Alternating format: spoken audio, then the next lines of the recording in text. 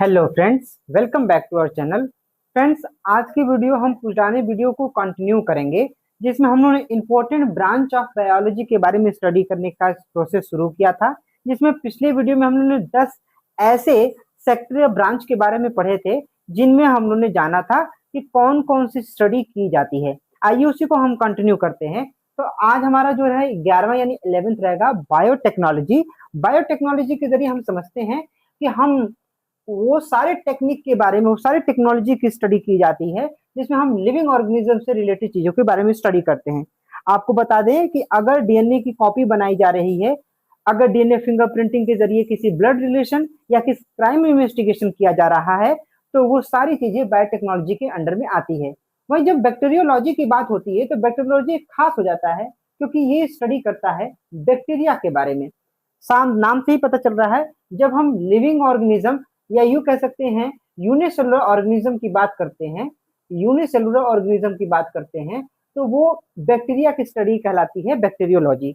वहीं साइटोलॉजी हो, तो साइटोलॉजी कहीं ना कहीं ये सीधे सीधे इंडिकेट कर रहा है, यानी सेल के बारे में, स्टडी के बारे में बता रहा है। अगर हम सेल की स्टडी करते हैं, उसे हम साइटोलॉजी कहते हैं।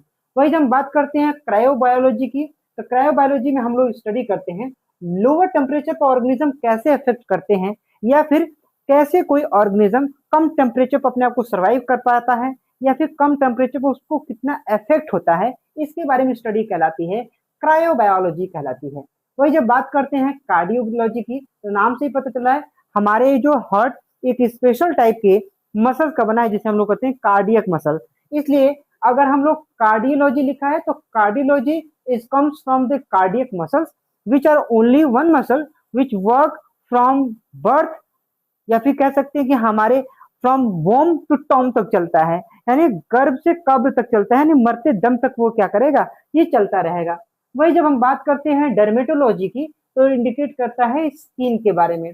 जब हम स्किन की स्टडी करते हैं, तो उसे हम डर्मेटोलॉजी कहते हैं। सबसे खास होने वाला है डेंड्रोक्रोमोलॉजी कहते हैं। डेंड्रोक्रोमोलॉजी क्यों कहते हैं? क्योंकि ये रिंग की काउंट करता है। मान लीजिए हम सभी जानते हैं बेनियन ट्री हो गया, या फिर कोई नीम का पेड़ हो गया, आम का पेड़ हो गया, तो हर 10 साल में एक रिंग बनती है, जिसे हम कैम्बियम रिंग कहते हैं।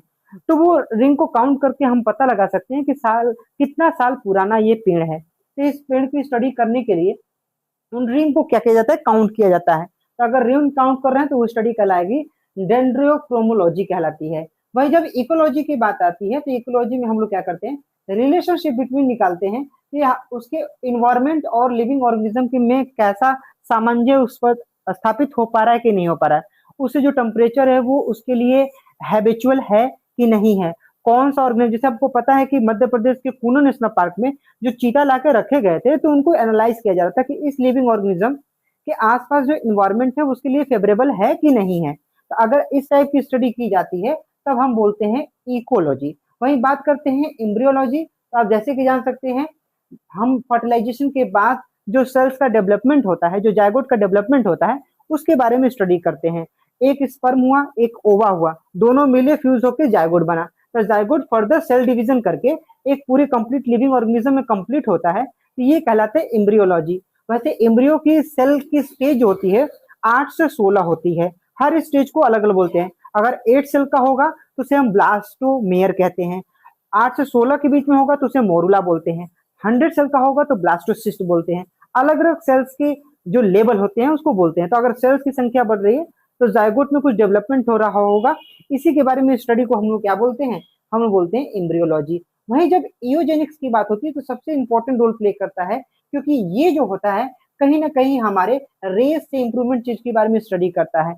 हमारा रेस क्या है, हमारे पूर्वज कैसे थे, हम कितने ज्यादा फर्टिलिटी रेट रखते हैं, हम बच्चों को जन्म कैसा दे सकते हैं, या फिर हम हमारे पास कितनी क्षमता है अपने आप को बचाए रखने के लिए। हमारे पास जो है लाइफ की जो रेस है, हमारी पूरी जो सीरीज चलती आ रही है कि हम आदि मनुष्य से अब तक आए, या फिर हमारे एक खानदान होता है, एक एक जेनेटिक कोई बीमारी होती है, या फिर जेनेटिक कोई डिसऑर्डर होता है, या जेनेटिक कोई बेनिफिट होता है, तो उसके बारे में जब स्टडी करते हैं, तो हम उसे बोलते हैं ईयोजेनिक्स कहते हैं।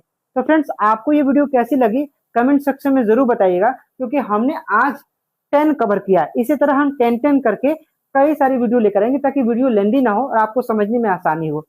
अगर आपको ये वीडियो पसंद है तो वीडियो को लाइक करिएगा, चैनल पर नए हो तो चैनल को सब्सक्राइब करिएगा। मिलते हैं एक नए वीडियो में। Thanks for watching. जय हिंद, जय भारत।